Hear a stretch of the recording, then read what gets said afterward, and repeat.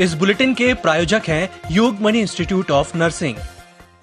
नमस्कार, जबलपुर लाइव के इस बुलेटिन में आपका स्वागत है। मैं हूं आपके साथ आकाश और अब देखते हैं खबरें विस्तार से। कोरोना महामारी से एक ओर जहां भय का माहौल बना हुआ है, वहीं दूसरी ओर लोग अब इस बीमारी से लड़ने के लिए मानसिक और शारीरिक रूप से भी तैयार हो रहे हैं। नकारात्मक माहौल में सकारात्मक बात यह है कि कोरोना को हरा चुके लोग अब दूसरों की जान बचाने के लिए प्लाज्मा डोनेट करने सामने आ रहे हैं। जबलपुर में पुलिस विभाग के जवान भी इस मुहिम में बढ़ चढ़कर हिस्सा ले रहे हैं। यही वजह है कि खुद सीएम शिवराज सिंह चौहान और प्रदेश के डीजीपी जबलपुर पुलिस की तारीफ करने के लिए खुद को रोक नहीं पाए। इसी अच्छे कामों में ओमती थाने में पदस्थ आरक्षक अतुल राज ने एक कोविड पॉजिटिव गंभीर महिला को जान बचाने के लिए प्लाज्मा डोनेट किया। सैंपल देकर आए, उनका एक क्राइटेरिया होता है, जो व्यक्ति अगर वैक्सीन लगाए 1 महीना हो चुका है वह भी डोनेट कर सकता है प्लाज्मा। जब मेरा सैंपल लिया गया उसके बाद उन्होंने बताया कि इस क्राइटेरिया में अगर आपका एंटीबॉडी होगा तो आपको कॉल करेंगे। फिर उनके परिजन वहीं रुके रहे, उनका कॉल आया कि सर आप दे सकते हैं, आपका एंटीबॉडी अच्छा है। तो मैंने जाके डोनेट किया और मैं अपने सभी साथियों को इसके लिए मोटिवेट करना चाहता हूँ कि आप लोग भी आगे आएँ। इस विपदा की घड़ी में देशभक्ति जनसेवा हमारा नारा है, इसको कारगर करें। जबलपुर पुलिस एक बार फिर कोरोना मरीजों के लिए देवदूत साबित हुई है। जहां आनन फानन में एक निजी अस्पताल में खत्म हुई ऑक्सीजन की न सिर्फ दूसरे अस्पताल से व्यवस्था की बल्कि उसे अस्पताल तक पहुंचाया भी। कहा जा रहा है कि पुलिस के इस काम से आज कई मरीजों की जान बच गई। कल रात को 3 बजे के आसपास कंट्रोल रूम से सूचना मिली थी कि ग्वालपुर थाना अंतर्गत मनमोहन नगर के हॉस्पिटल में और न्यू लाइफ हॉस्पिटल जो है मनमोहन नगर के सामने, उसमें ऑक्सीजन ख़त्म हो गई है। तत्काल हमारी रात्रि टीम के प्रभारी उप निरीक्षक शैलेंद्र सिंह के नेतृत्व में हमारी टीम रवाना हुई और मेट्रो से ऑक्सीजन सिलेंडर न्यू लाइफ में पहुंचाया। वहां लगभग 22 लोग भर्ती थे जिनकी जान संकट में थी। सही समय पर ऑक्सीजन पहुंचने से उन लोगों को राहत मिली और हम पूरी टीम की प्रशंसा करते हैं और इस पूरी टीम को माननीय पुलिस अधीक्षक महोदय द्वारा इनाम भी दिलवाया जाएगा। कोरोना संक्रमण ने ऐसा कह डाया है कि शासन प्रशासन की रात की नींदें उड़ गई हैं। यही वजह है कि सरकारी अमला रात दिन कोरोना संक्रमण को रोकने में लगा हुआ है। जबलपुर में भी कोरोना संक्रमण ने कुछ ऐसा कहर जिले में बरपाया है कि सरकारी अमला ऑफिसों में दिखाई नहीं दे रहा। जिला कलेक्टर ऑफिस में एक युवक को अपनी शादी के लिए प्रशासन की अनुमति चाहिए थी। जब वह ऑफिस पहुंचा तो ऑफिस में एक परिंदा भी नजर नहीं आ रहा था। कलेक्टर ऑफिस में एक भी अधिकारी और कर्मचारी का अता पता नहीं था। फ्रंट लाइन वर्कर बनकर अधिकारियों ने सबने वैक्सीन लगवा ली है, लेकिन यहाँ पर कार्यालय में कोई भी उपस्थित नहीं है।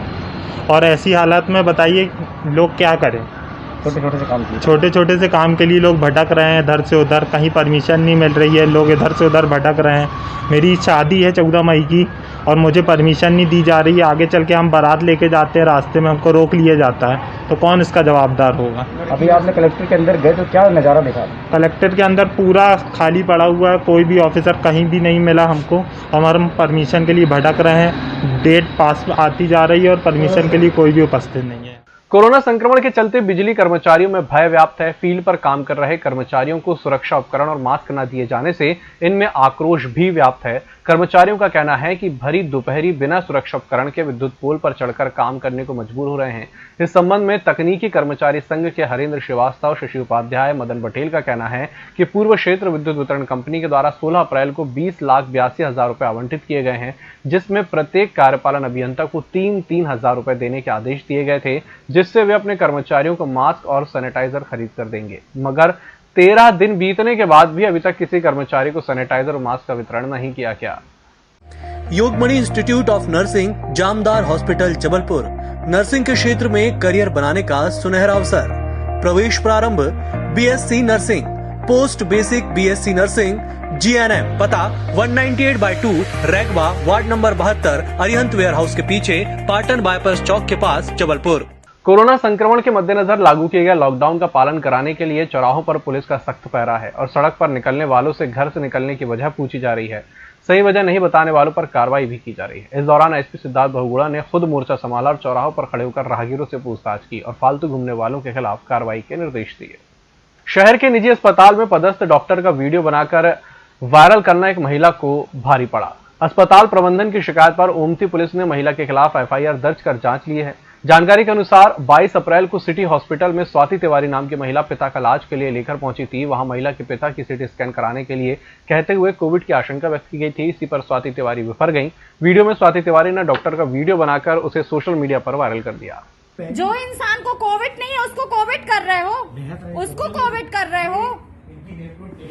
आपने उस दिन दवाई भी नहीं लिखी थी ना, दवा भी नहीं लिखी थी ना, भगा रहे थे ना हम लोग को। ऐसे डॉक्टर हो। एक महिला जो है सिटी हॉस्पिटल में डॉक्टर प्रदीप पटेल के साथ अभद्रता करते हुए जो है वीडियो बनाई थी और उसको सोशल मीडिया पे वायरल की थी।